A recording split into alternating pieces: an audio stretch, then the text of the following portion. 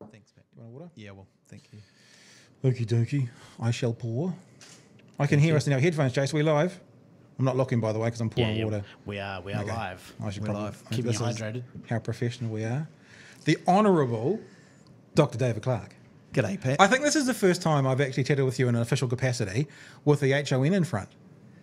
That would be true. Yeah. It would be absolutely true. I know it's a weird question, but what does it feel like? I mean, it must be kind of cool. I mean, like, it must be always kind of, it's like when you get a degree, you've got those letters after your names. Yeah. Is it quite nice to have the on, or do you really not ever come into conversation? I don't think a lot about it. I think it's something that people in Wellington pay I would think attention about to. it constantly.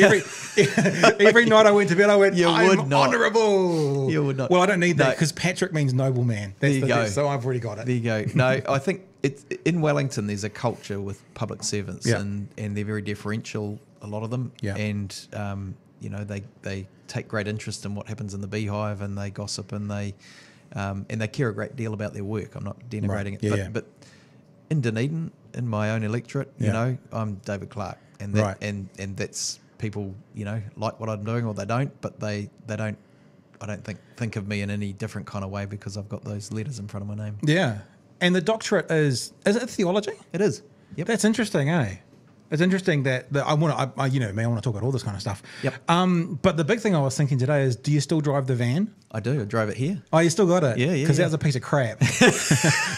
Did you know Amy, who works in my office as of today, was just commenting on that on the way? She said It's a piece of crap? Did you say it's a piece of crap? She said that it's a long time since she's driven in a car Piece of crap. or van Yeah. that actually has one of those wind-up windows. She said her younger brother wouldn't even know what it was. Do you know what's funny? I was talking to someone the other day about this. The things that have changed in society, but we still reference them. So when you pull along Yep. someone in the car, Taping something. well, yeah, put it like recording it. I'm going to record something or I'm taping it, yeah. Yep, But making a video. The thing we do in the car Yeah. is when you pull up along someone and you want to talk to them, you go like that, as in wind your window Yeah, down. But yeah, no yeah. one does that anymore. Yes. And the same thing. It's like, you know, or you do a the call me thing. It's like Yep. nobody, you know, or the hang up sign. You go like hang up the phone. Like no one hangs up the phone like that now. They go like that. But doing that would make no sense. Like if you're beside the car doing that, Yep. would make Yep. no sense. Yep. Or even just So, yeah. symbols, you know, like I saw somebody say the other day on something about saying, oh, who 3D printed the save icon because it was a floppy disk, and you know, even the little phone icon is a little handset that those sorts of phone handsets haven't existed for years. And things that become part of culture, like someone said to me, maybe it was you, Jace, said to me the other day, no, you know, they probably didn't even know where the word podcast come from. I was sitting there going, Yeah, that was me, I think. I was going, it's a word podcast, and it's from iPod, originally an Apple product, Right. the iPod, and yeah. now everything's a podcast. Yep. Yep. I found. I mean, like, we can reminisce on these examples. That when I went to my last job was running a student hall of residence, and when I turned up there, having worked for a brief stint in Wellington before that in the bureaucracy, I encountered the student club, you know, that I had to relate to in the student body that represented the student concerns, and we'd correspond with each other, and I'd get these written notes, handwritten notes from them, and I'd say, why don't you just email it to me? Oh yes, Dr. Clark, they were very deferential. Yes, Dr. Clark, we'll email you. And then, you know, a week would roll by and I'd get another handwritten note and so on. And anyway, this went on for some time, and eventually the then head of the student club fronted up and said, look, truth is, I know I've got an email, but I had to have one to get Facebook, but I don't know how to use it. Oh, wow. And this is 2008, I think it was. And email, as far as they were concerned, was a technology of previous generations that they no longer, you know, they used it to get into other social media, but it was a ticket to other social media. You didn't use email. Now, I think that's changing. I think a lot of people are using email again. But, That's but for that interesting. generation of students, So they're like, email was a thing of the past. texting or That's 2008. Facebooking or whatever it was for them. They Everything wouldn't through email each live other. platforms. I heard a conversation yesterday with someone who said, when someone calls me on my phone, it feels like like turning up on my front door and knocking without an invitation. Yep. Like they find it that intrusive when their phone rings. Yep. It's like an unexpected visitor because they're like, just text me. And I was Yes. like, gosh, that's because I'm not there. I'm still on the phone. That's fine. Yep. But there is a group of people now who actually to call them on the phone Yep. is not what they use the phone for. I actually feel personally, I'm just that fraction a little bit younger. I do actually feel a little bit like that these days. I call you all the time. Yeah, I know. That's how I feel every time you call. Hey, a good-looking suit. Oh, thanks, Is Pat. the suit a bit better than when you're in opposition? It looks a bit better. No, I'm not. Again, I'm not. It's not necessarily my kind of thing. I obviously have to wear a suit for work from time to time. I went to a funeral of someone this morning who actually taught me at theological college, Judith McKinley. I don't know if you know her. She was an Old Testament person, but also someone that was looked after some of us students, and so someone I had deep respect for, and who died of cancer at 82. Wow. Which, otherwise fit person. So very sad, but also, a lot of lovely people there. So that's why I'm looking reasonably formal in the electorate. I often don't actually wear a suit in the electorate, although when I'm meeting with constituents, I generally have a shirt and tie. Well, the thing about what we do is we are proudly Dunedin based, and we scream that from the rooftops, but we don't feel like we're a Dunedin per se product. Yep. So Is that a new Dunedin brand you've got on your cap there, Pat? LA, is it LA? That's because I do this every now and again. I have this ridiculous thing going on where I'm Irish down here with the ginger, and I'm English up here with the dark brown and grey. So Yeah. that hiding my English roots. But you obviously being a national figure, Minister of Health, how's life changed since going from opposition into, for want of a less wanky word, the big leagues? Yeah, it's. I think by and large, it's an extra day a week in Wellington, or an extra day a week away. In the recess as well, when Parliament's not sitting, which is, I love this stuff in the electorate. So I won't say I feel resentful about it, because I feel privileged to hold the role, and it's necessary. I've got to go to cabinet. That's where we actually make the decisions. So that's one of the differences. The other is that it's blindingly obvious, but it's governance, and opposition is not. And having been on a few boards and things before I got into politics, I've done a little bit of governance. I'm not, there's people who've done more. So I kind of know what that's like in theory, and I've done a bit of it.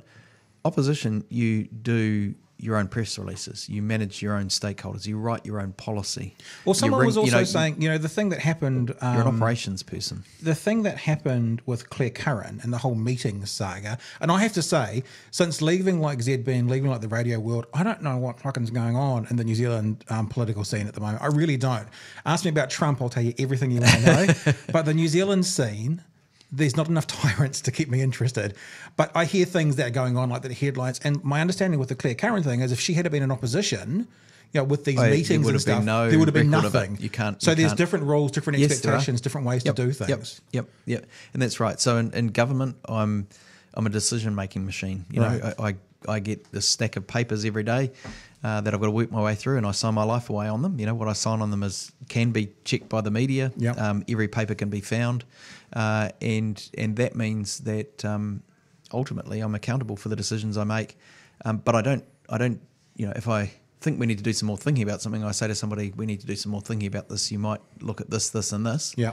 That's the extent of it. Whereas in opposition, I'd be sitting down in front of a Google and going through the library and actually going through the motions of doing every single aspect of it hands-on. And if I'm going to get through this much paper every day, I don't have the time to do that. And I am the critical part. I am the thing that holds everything up if I don't keep on top of that paper. So it becomes something where every day you're going through and you are giving the barest minimum of guidance, or sometimes it's strong guidance, but you're directing things, you're governing things. You're not actually doing the hands-on stuff in the same way in terms of the government business. So if you're governing the things, right, in government, then what's the role of the opposition?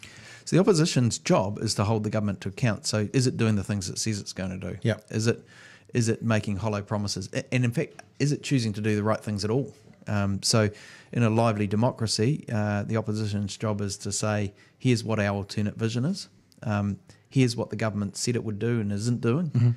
And for both of those reasons, because we've got a better vision and because the government's not living up to its promises, you'd be better off with us as an alternative. That's what an opposition does. I think, again, I'm going to reference Trump for a minute. I heard some really good commentary from someone. Bill Maher at one stage was hoping for a recession. And he was like, I'm hoping for a recession because then it'll be blamed on Trump and that'll be one of the things that can get him out. And then there was a raft of commentators from the left as well saying how ridiculous that is. Every person in the US, whether you hate him or love him, should want Donald Trump to succeed because it's about the people. And I heard that and I went, that's a really interesting sort of narrative to run politics through. And like one of the things I want to say, if we ever get like a Simon Bridges or someone else coming in, is what are you doing to help the government for the betterment of the people? But for you guys in government, what I want to know is how do you guys work with the opposition, with the long-term goal going, because I want to win as a citizen, and I want all citizens to win, whether they support National or Labor. I want the country to be strong for everybody. So how do you guys incorporate National into that equation, and all the parties, but they're the major opposition, into the equation for the betterment of all the people? So, I mean, there's two really concrete ways that happens. One is that if you want to embed change, that you think is going to be positive for the future of the country, that and let's not forget, political parties are made up of members of citizens who are concerned to want a better country and go out of their way, usually as volunteers, to put in hours and hours developing policies or arguing things or telling their politicians what they ought to be thinking. You've got these parties that do all this volunteering. They bring up ideas. If you want those ideas to succeed and be sustained, they have to be ideas that are not completely counter to what the next regime's going to do. They have to be things that the new regime comes in and says, well, that's actually pretty sensible and successful. Do you literally mean thinking about if and when National wins it back, because they will at some stage, how will they continue this on? Yeah, or even, when I'm not health minister, the next health minister. Right. Or another, or National, if they, if and when they come in again, or, any combination of, government parties that could come in. If Working for Families is a good example. The last Labor government put that in. John Key, he called it communism by stealth, right? That was his description of what was going on. He came into government. He did very little tweaks at the margins, but he recognised that it was successfully meeting a need. Emissions trading scheme's another one. The last Labor government brought in an emissions trading scheme because it thought if you actually give people credits rather than put in a carbon tax, it's very hard to unwind. And also those who've got the carbon credits are businesses, and National's not going to want to attack them. We've still got an emissions trading scheme. They watered it down. So they took away the guts of it, but you can easily build it up again. You've won the political argument. So let's use Working for Families, because that's a great one. Because I remember when I was working on ZB talking about this quite a lot, and I used to be of the position that I actually would prefer John Key to come out against it, because that's national. That's naturally where National sits, and it always felt a bit hypocritical them then supporting it. So where is the line between basically buying votes by doing something populist, even though your ethos or your actual how your policies run are against this, and actually negotiating amongst yourselves, going, you know what, this is not our thing, but the people like it, so let's leave it in. So there must be a line there somewhere. Yeah, I think for a lot of people in politics, they want to make a difference, right? And that's the main reason they're there. So having said that, I think also the Labor Party, and that's what I'm best able to speak to, thinks of itself as a party of change and making change that matters to people. And so for me personally, I think of the time away from family, loved ones, that kind of thing. And I think if I'm not making a meaningful difference here, I don't want to be here. There's other things I could be doing that wouldn't take me away from my family, for most of the week. And I think, that'll be true for other parties too. So there's a level, there's some people who, from my perspective, it looks more like National's happy just to kind of govern and just maintain status quo. But certainly from my party's perspective and my personal perspective, I want to make change. And so the principles are going to come first. But you've also got to have a wider eye to how it affects the wider public and whether it's going to be able to be sustained, because you don't want change that jumps one way and back again. That's never ideal for society. The examples you gave before. Just say one more thing about the way in which Parliament tries to draw on both sides. The select committee process is something the general public doesn't know much about. Right. It doesn't get a lot of publicity, but it's the way in which the laws go through Parliament. At a certain stage, they go before parties of all colours, and a firm debate is held with official advice available to everybody from the government departments. And often bills are improved in select committees because an opposition party person says, "Oh, hang on, you've missed this really obvious thing here. No one intended to," and everyone says, "Yeah, let's fix that up. Let's not put too much politics in that. Let's just tidy that up because it'll be better law at the end of it." So there is a process which tries to draw on the expertise of all the people that are in Parliament. I was talking to, there was somebody who will remain nameless that I was speaking to third hand the other day, saying that they thought that Jacinta could just wake up one morning and make a new law, and then that law would be in place within a week. And I was like, no. there's things called select committees and all that sort of stuff. Yeah, and and votes. She's the head of a party. She's not the head of the country, sort of thing. It's there's a lot more to just going, oh, I think I'll change the law, to changing the law. Yeah, I mean, if a more autocratic leader, Rob Muldoon, reputedly, did actually have a joke that he could have an idea while he was shaving in the morning. It could be law by midnight. Our democracy in New Zealand is quite thin. We've got one House of Parliament. It makes the laws, and an urgency process. You could technically put something through in one day, and we quite often do that with tax laws around budgets historically. Where there's something where there'd be a rush on petrol. Historically that's been an example that's happened in past decades where the petrol tax is going to go up, and they don't want to have cars lined up down state highways. Right. They just bang it through straight away in a few hours. So that kind of change can happen, but generally, if you do that too often, people would start to get, what people be asking has the Trump regime moved to New Zealand? It's that kind of, there's although he's having reputations. quite a lot of trouble getting anything through at the moment, if we're honest. That's right. That's in the US. It's actually very hard. That's an unfair comment on my part, because in the US regime, it's very hard to make change. There's so many layers you've got to go through that checks and balances, they've got it covered. Our system is much thinner, and does that mean that just trying to simplify and kind of exaggerate in a way without putting words? Does that mean if the leader of New Zealand, whoever that party, whoever that leader is, if they wanted to, just that person woke up one morning and said, you know what, I'm going to make it illegal for people to drive Fords, could they? What would stop them from putting that legislation through by that afternoon and making everybody that drove a Ford illegal? Am I hearing a Holden man talking over there? No, I was just trying to think of the most politically correct. Oh, did you example. say? Do you know what I heard? I heard if it was illegal to drive forward. Oh, you got to drive backwards. Yeah. No, okay. Forward. Illegal to drive Toyotas. No. Okay. So, in theory, that could happen. But the House would stop that, What wouldn't in it? practice would happen? Yeah, exactly. Your own. Well, you've got your votes across your parties, and the government always has the majority amongst its support parties. Winston ain't supporting that one, but only if it's got the support of all of its members of that course. party, right? So, depending on how autocratic the leader is and how much everyone falls in behind them, as opposed to works together as a team, theoretically, it's possible. I've done a bit of reflecting on this because I had the opportunity. 2013 to go to the US on a scholarship, all paid, to go to study anything you wanted. It was a brilliant thing called an Eisenhower Fellowship.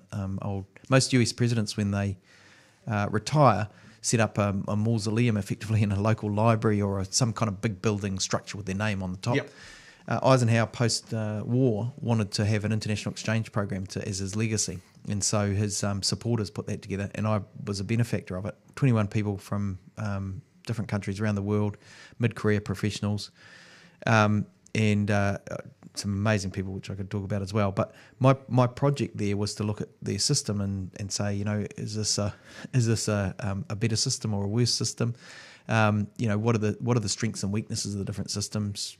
Should we be a republic? Look at a lot of those different questions. Supreme Court, how the whole thing works. And one of the conclusions I came to, with our small unicameral system, our one parliament where laws can be passed in a day, what it does do is it brings forward good people. Everyone knows that actually politicians in New Zealand have quite a lot of power at their disposal. Right. You can make a change. And there's a level you can make a change. Yeah. And so responsible people think, well, if it's not me, it's going to be someone else, and I'm not going to be happy. Whereas in the US, I went to a lot of different places. I met some lovely politicians. I also met some incredibly thick ones who were the face of a political movement, and all their, what they confided in me, these, or just told me about how their system works. Yep. Other people write their scripts, so they sit in a select committee, where they're examining a law. They've got a script. They're not actually examining it. They're not reading the papers beforehand. They've got some lines to read out in case there are cameras there. Yeah. And I can't imagine that you get as good a laws when the people making it are not directly engaged in it. They spend, one of the people was telling me that 95% of the time fundraising for some of those people that are on 2-year election cycles. And in fact, one of the most meaningful encounters I had was with the right-hand woman to the mayor of Boston. It was right after the Boston bombing. So she was there standing in the background, African-American woman, 6 foot, quite a bit, I don't know. She was a tall woman. She was the first elected sheriff who was a woman in Massachusetts. And, Wow. she looked like a sheriff. You weren't going to say no if she said yes, and yes is the answer. very impressive, smart woman. She said to me, look, David, I'm out of elected politics now. I just can't stand it here. Because, look down over there, and we're in the mayor's office in Boston, and she pointed down at the Senate. She said, they're all in that building. They are all Democrats pretty much. You'd think they could pass a law, but they can't, because here's how it works. Right now, they're actually wanting to pass a wealth tax because all of the bridges in Boston are starting to fall down. 1% wealth tax would fix all the infrastructure in Boston. But what happens is a lobbyist goes into the first one and says, Pat, I know you're a decent human being who's here for the right reasons. You're a good man. Yes. And I'm really sorry to take your time. And, sure, that's fine. and I snuck in. Yep. But I won't be more than 2 minutes. It's Yep, no really problems. just to get it off my conscience. Look, what I need to let you know is that if you do vote for that wealth tax tomorrow, Yep. well, you know how we put your campaign was $1 million and we shoveled quite a bit of money. I've been talking to the other donors, and what we've agreed is that we're gonna put together twice the budget and run a candidate against you from your own party at the next election. I know you're a man of good conscience, so you'll sleep on it. You'll make the right decision. Just forget I came. I feel embarrassed actually now that I mention it. I'm just going to go and see Jason next door. I'm just going to pop in and have a quick word, and I'll be out of here. Thanks for your time. And that's how they go around the building. Yeah. And bam, because they've already at $1 million a campaign. They haven't done that through cake stalls. Yeah. They are beholden to a set of interests. Well, there is an interesting vibe at the moment in America to get money out of politics. I mean, it's probably unlikely to ever happen, but as soon as they gave corporations the right to spend money like an individual, corporations are individuals. I remember someone saying, if corporations are individuals, then they should be given the same restrictions as individuals, like they can only last 80 years, and all these kinds of things as well. I don't know. And if they display psychotic tendencies, they can get there's put an intervention. Section 8 into a thing. Well, we're talking about them at the moment. I'd love to have a chat with you about America. And what I thought, being the Minister of Health here in New Zealand, I always find it fascinating when I hear, I guess, primarily Republicans, but also the CEO of Starbucks was kind of saying this the other day, and he's selling himself as a centrist who might run for president. I can't remember his name off the top of my head. That Medicaid for all, a public health system in America, would bankrupt them, and who's going to pay for it, et cetera, et cetera, et cetera. And then you hear Bernie's often stating things like, the only Western country or civilized country, or whatever the correct term is, that doesn't have a public health system is America. If you were sitting across right now from one of those Republican believers, be it a politician or be it a supporter, and they were saying, well, we can't have free healthcare because we'll go bankrupt.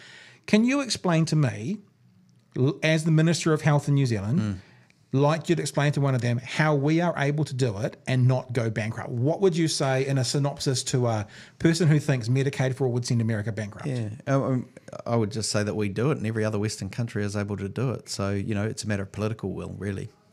We spend about a third as much on our medications, and might be less than that, through Pharmac. We've got a model that ensures we get medications at a reasonable price for our citizens. We spend a lot less on healthcare overall than the US, and I don't have the figures right in my mind at the moment, but it's multiples. And we get our health outcomes are no worse. Well, they're better in some cases. I mean, all we got to do is watch that introduction for the very first episode of Newsroom that everyone has seen, where Jeff I was going to say Goldblum, Jeff Daniels goes through all those ways that America is worse in the world than most countries. Yep. And those stats are pretty much accurate. They may have changed a bit now, I guess, maybe it's several years ago. But when you say Pharmac, do we get them cheaper, the drugs, or do we pay the same price for them and the government subsidises them? No, we get them cheaper, and the government gets them cheaper. Yeah. And then doesn't Pharmac clip the is ticket? part of the government. No. So it's about. There's no clipping the ticket. This is all cost.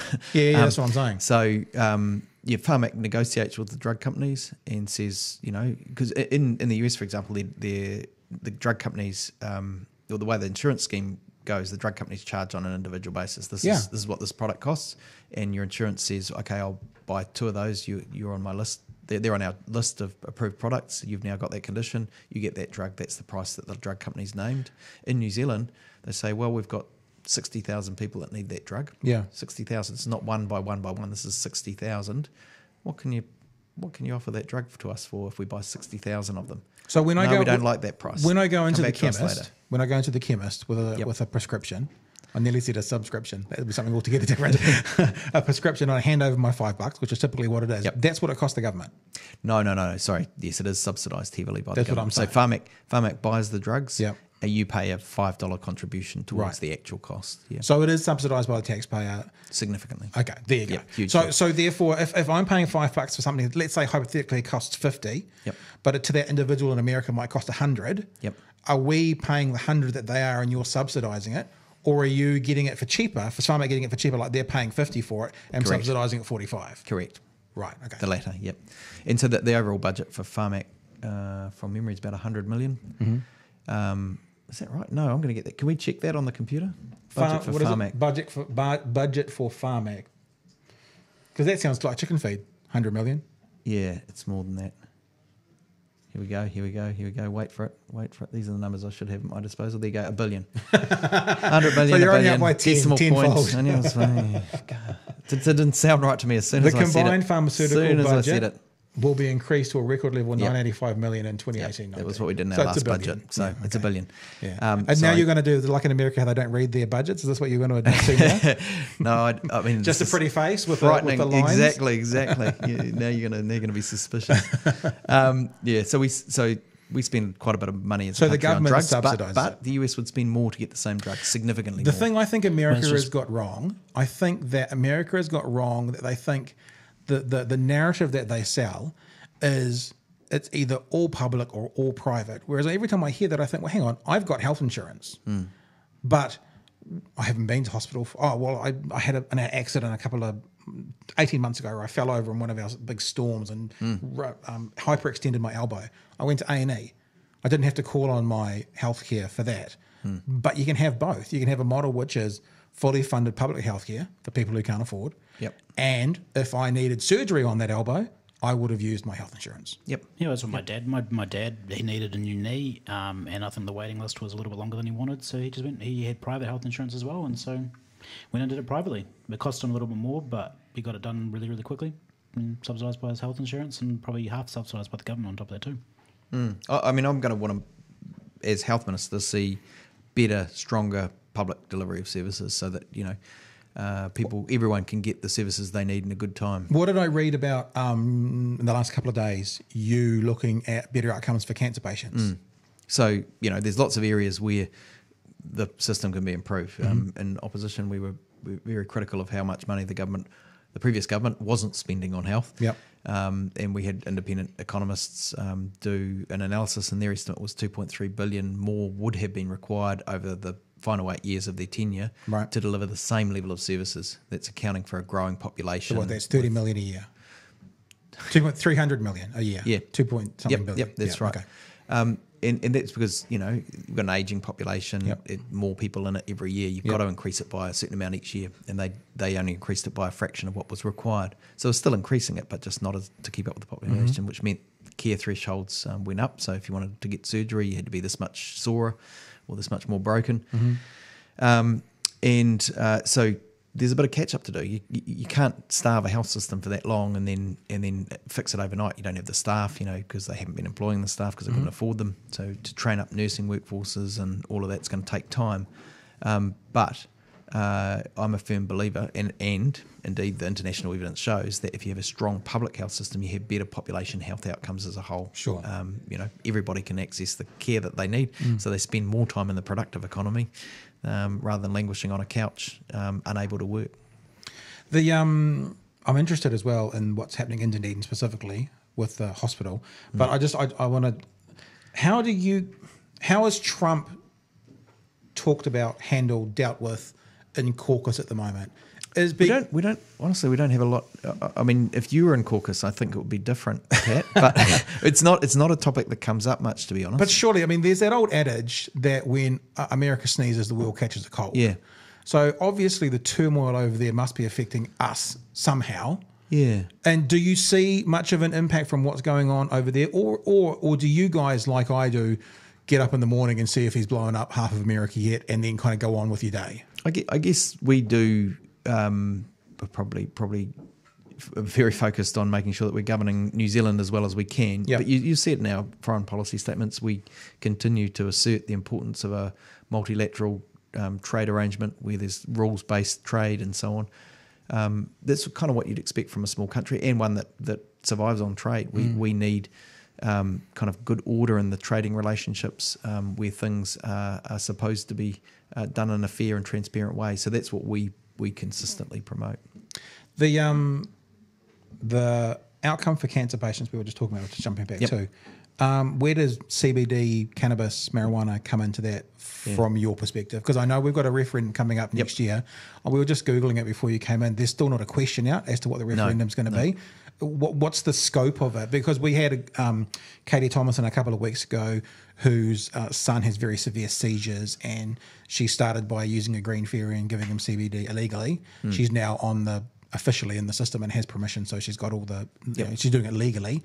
But there is also often a lot of talk about whether it's THC or CBD, but giving help to cancer patients as well. So there's two things. Yeah, so the cancer side of that, when it comes to decriminalisation, legalising medicinal, and also the actual referendum, what are we going to be asked and what are we going to be able to say? So Andrew Little's leading the referendum side of things, which is on he's recreational the stoner, recreational cannabis. We don't. You know what Phil Twyford's middle name is. So he's leading the stuff on recreational. I'm leading the work stream on medicinal. Yeah. And our medicinal cannabis legislation has gone through now. So it does three things. Firstly, it deschedules CBD so that it's no longer an illegal product. Secondly, we've initiated a supply scheme. So there'll be a means. Now that will take a while to all filter through. We've got a group that's going to be overseeing that for the development, which will have industry people in it and users and all kinds of different people. That group and that they will be overseeing the scheme. As I said, the scheme itself will mean that we get products coming through of a consistent quality, a known substance. Because doctors and others simply won't prescribe it if they don't know what's in it. That's what doctors do. Sure. They prescribe things that they know exactly what's in it. And the different strains of recreational cannabis have different things in them. They might have different drug reactions if you prescribe them with this other one and so on. So to make sure, and the reason we're doing that is because there's a global shortage of these products that are proven or have evidence around them for certain conditions. So Sativex is the one that's most well known. It's most widely available here. There's really good evidence around Sativex for certain conditions. There's other conditions which there's not such good evidence around. And that's part of the challenge here. For some of these things, there isn't good evidence. But it kind of, people think it works for them. And so the third thing we've done in that scheme is make it, provide a statutory defence for people who are in palliative care to be able to take what would otherwise be illegal cannabis, because we've said, well, you're dying. If it makes people feel better, we're not going to have time to do the science on that. We're not going to, if it works for them, let them have it. So that's a compassionate thing while that scheme gets up and running, because ideally we'd like it to be science-based where there's known benefits that people, for a medicinal cannabis scheme, where people can say, this is a proven product for this condition and it's affordable. But actually for someone at the in-life stage, anecdotal evidence is enough. Yeah, exactly. It doesn't matter. I mean, they're going to die. They won't have time to develop the kind of things you might do from smoking. So in that instance, with someone who's passing away, who you basically turn a blind eye to, do they have a way of getting that legally, or do they then still have to use an illegal? And that's the criticism. And it was, as we worked through it, it was one of the biggest challenges with where do you draw the line? In practice, police use a lot of discretion around that these days. And there was a recent court case in the past week, I think, where a green fairy was basically excused because the situation was compassionate. So a judge has actually made a clear ruling on that, not just the police. That's interesting. And because there's also news that I did see this week, in the Waitakares in Auckland, there was a whole bunch of cannabis burnt off, and a bunch of it was medicinal strains and stuff from Green Fairy. So yes, yeah, I was interviewed on this. I mean, there's people rightly saying, is this really in the spirit of where we're headed as a country? The police, I have to say, have moved a long way in my estimation over these issues, and particularly around looking at how do we move into the future. We've been really clear around synthetic drugs, and we're about to put some legislation through that will say that police, when they're arresting people with drugs, if it's for personal possession, that they should treat it first and foremost as a health issue and actually put that in law, so that that is the expected response, unless there's any mitigating, if there's children involved or they're fearful of some other. Is that not kind of decriminalising it without decriminalising it though? Look, what it's doing is it's codifying what the police are pretty much almost already doing now. There's I forget how many people are in prison for possession, but it's tens rather than hundreds in New Zealand now for possession. Dealers, sure. The international best practice seems to be that if you want to reduce drug-related harm, you treat those who are caught in the web of addiction, you support them. Yep. But those who are dealing and peddling, you go after them.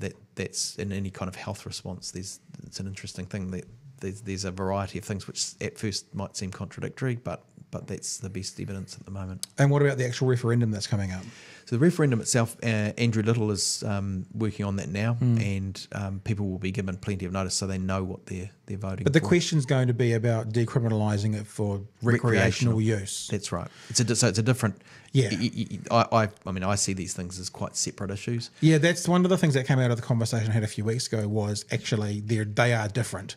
Medicinal is very different from actually recreational. Yep. So medicinal. So what would we say about medicinal right now? It's basically done. It's sorted. Is it going to be? Because when it happened in California, it was the step towards legalization was medicinal first. They had medicinal stores, and you could go in with your prescription, you could get it, and it was set up that way. Is that what we're moving towards in New Zealand, or are we moving towards prescription through a doctor, through a chemist? What? Look, it'll depend on what the people say in response to the referendum, right? And you'll probably have a better idea of the polling than me on that. I think in terms of drugs generally, people are recognising more and more that the traditional war on drugs approach hasn't worked. There's I'm trying to think of the guy's name, HON. What is his name? Can we find him on the web? Let's find HON. There's been some influential people who've written with a J, I think. He's what's his name? Drug law reform. If you put him in there, it's a good read actually. Chasing the Scream is the name of the book. Chasing the Scream. Right. Chasing the Scream. Go for Chasing the Scream. There it is. I can see it third down Wikipedia.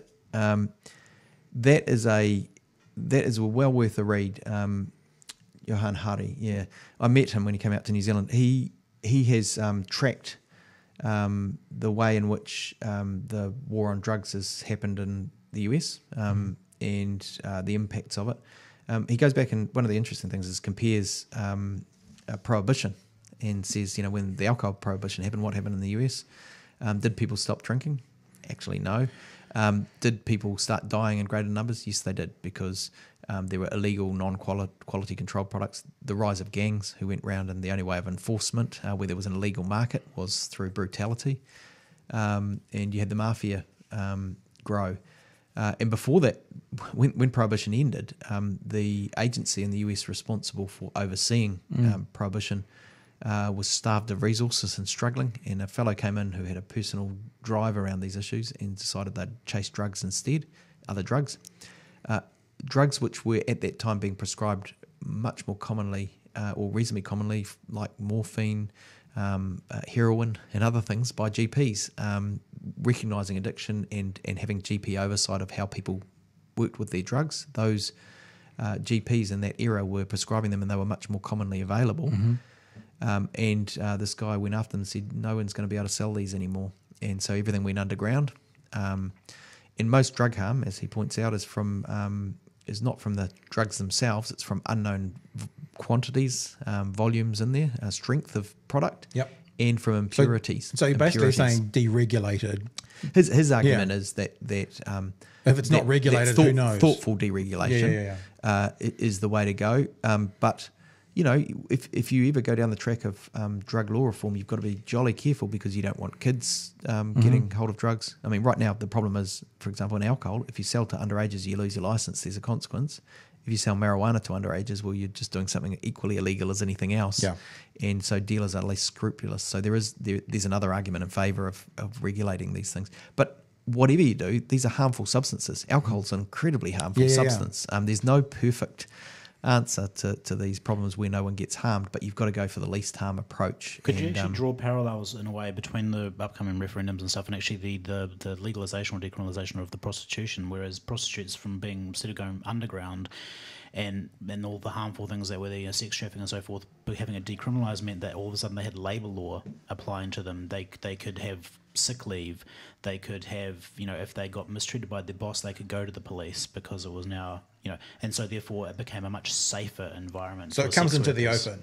Yeah, it comes into the open, and all of a sudden sex workers are safe because it's no longer illegal, and so they have they have the law on their side almost, not necessarily condoning, but at the same, but it's allowing them safety because they're. Yeah, I can see the parallels in terms of it being a health-based approach. Yeah, I think there's something in that. Now we can keep talking. I just noticed you looked at your clock. How are you guys going? 5 minutes. 5 minutes, we reckon. Good luck with that. I mean, gosh, you know me, we can talk forever. Yeah, it's good.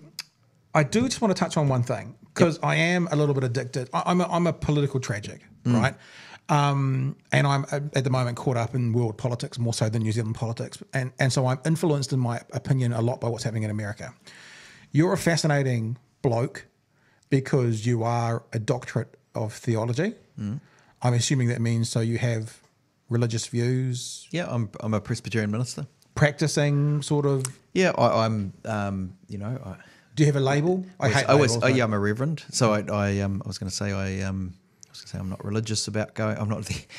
I have lots of calls on my time, so I'm not always in the same place every Sunday. But I go along to Knox Church quite regularly. So the thing that's interesting is you are what is described as left wing. I don't think New Zealand really has left wing like the world would describe left wing. But let's say centre left in a political scene. Places like America, the right very, very strongly claims that religious kind of Christian-based title. How does your doctorate, your faith, your beliefs, your ethos around religion impact you and bring you to the position you are on more of the left than the right? Because the left are the evil bastards who like to kill babies in the womb and, let the gays do whatever they want. So the right in America would say, obviously I'm being facetious. You know what I mean? Yeah, no, I do. I read the internet. I've grown up in the Presbyterian church. My mother was a Presbyterian elder, so I've always had a connection with the church, and I trained for the Presbyterian ministry. Strong sense that was the thing that I needed to do, and there's the service I needed to provide in my life as a younger man, and then I've had a sense that of in religious terms you'd call calling towards politics after that. Right. But my upbringing as a Christian and in terms of the education that I was fortunate to receive as part of my training has influenced the way I think about the world. I look to the example of Jesus in the Bible and the things that he did and the life that he lived, and that's important to me as I think about how I go about politics and the things that I do. It's not something this is probably one of very few interviews where I canvass this. It's not something that I wear on my shoulder, I guess, on my sleeve. Of course it influences. All of us are influenced by those things we hold dear. When you look at that Jesus character in the Bible and how you interpret that, because everyone, I think, would look at whatever character, be it a fictional character or a real character or a movie character, and they'd take something different from the story they see. Why is it that it obviously would be that you see something different in that character than, let's say, and I'm not looking for you to comment on this person, but a right-wing American politician who sees Jesus as someone who supports what their beliefs are, which is not giving free healthcare and putting a border wall up to block the southern states, etc. So what's the difference? Who's your Jesus? Yeah, well, the Jesus I see in the Bible is one who's eating with outcasts, who's hanging out with the vulnerable, healing the sick and the weak, who says, "Blessed are the poor." Somebody with compassion, who goes out and serves others. And I think when you kind of read the Bible, the New Testament. it's hard not to see those things. A lot. I guess if you're asking me to compare to that person who's building walls and all of those things, I don't think you'll see Jesus if you actually read the Bible. You won't see Jesus doing those things. It's there is a lot of stuff that's around the church that doesn't actually reflect what's in the Bible, in my view. He's probably on the other side of the wall, really. He's not even going to be on the side building the wall. He'll be on the other side of the wall with the illegal immigrants. Yeah. There's something in that metaphor. I was going to do a cheesy meme. He builds bridges, not walls. I want to put words in your mouth now, and you can say no, that's wrong. But from the way you've described that Jesus, he sits better on the left than the right. To me, obviously, yeah. I mean, do you understand someone on the right following that same religious icon? I do think that people, I've met people in Parliament who are on the other side of the house who are earnest in their faith, and I don't question that they're earnest in their faith. I think people do see things differently, and it's interesting that the ones in the National Party, for example, that I know, I observe that they have some real qualities that I can admire and identify with. There are things that I completely disagree with them on. I need to be clear on that, and I will challenge them on. And but I mean, actually within the model of the kind of a faith community, that's what you're supposed to do. You're actually supposed to have each other on and say, well, how does this fit with the value system? You're supposed to be constantly trying to develop and grow and learn. Is this a downside? Is your faith a downside on the left of politics? I mean, because quite often, maybe I'm being unfair here, and I'm referencing university culture in America. But if you're a Christian, if you've got that faith belief, then you can't be on the left because of those exaggerated things I just said, and people look down on the left often. Well, I won't say often because you only see a snapshot of society as being something that can't relate to. I mean, if it's something that you say you don't often talk about it, is that because it's a bit uncomfortable for people on the left to take on board this person with this message? I think, for me, one of the really important things, I guess, is the separation between church and state. Yeah. I, in part of my studies, looked at Nazi Germany, where the state tried to take the church under its wing and talk about religion and say that every other thing was lined up with the vision of the state, including religion. And I just don't believe that. I actually think the role of the church is to challenge governments, is to challenge the status quo, and that's what Jesus did. He didn't side with the rulers of the country and say this is how we're going to get things done. I think what a lot of people forget is he did the opposite. He turned up and basically pointed at the tax collectors, and he pointed at he sat with the tax collectors. He pointed at the church. He pointed at the Pharisees, which were the church, and went, "You guys got it wrong." Yep. And went and sat with, as you say, the tax collectors, the prostitutes, the widows and the orphans. Exactly. And so that, to me, that means that part of what I'm not doing when I'm in my role as a minister in the Crown is I'm not saying that it's beyond critique because it's got religion involved. Actually, I'm a part of a body that is secularly constituted, and the church has a role in challenging that. And so it's an interesting line to walk, to be honest. But I'm very deeply uncomfortable with people who wear their faith in positions of power to support their ideology. I think that the ideology shouldn't be seen as religiously above criticism. So you wouldn't be in favour of like a Christian political party? Yeah, the Christian political parties make me nervous. Yeah, right. But if you look across the Parliament and you look across the senior public service, you'll find a lot of the people who are motivated to be serving the public do have a Christian faith that sits underneath it. It's really interesting. They don't wear it on their sleeve, but there are a lot of people there who have a faith and see that in helping to create a better society, they're living out their faith. Last question, 30 seconds only. When are we going to have a hospital in Dunedin? When are we breaking ground? When are we going to have it finished? So when we're breaking ground, we pledged before the last election that we would break ground before the next election. Incredibly ambitious plan, but which is I what, think 18 months? We're still 20 months? Yep. I'm still sticking to that. So I'm still hopeful that we can deliver on that. I'm glad we set ourselves an ambitious goal. It's really sharpened the mind and sharpened the focus on getting stuff done. I'm chuffed that Pete Hodson's driving that locally as a former health minister, former transport minister, person who knows the RMA, person who knows all the local politicians and understands how bureaucracies work. He's a slightly impatient person that's valuable in that role. We are going to get the first stage finished a lot sooner than we thought, and I want to say 2023 because there's some immediate pressures on our existing building, and the second phase of it, the next building, the bigger part.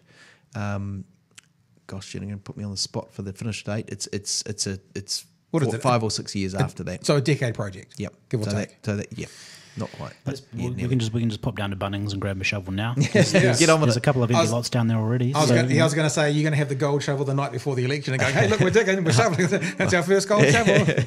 I think as long as it's before the election, I'll be happy. I don't care when it is, as long as it's before the election. David Clark, thank you for your time. Thanks, Pat. Really appreciate it. Good chatting.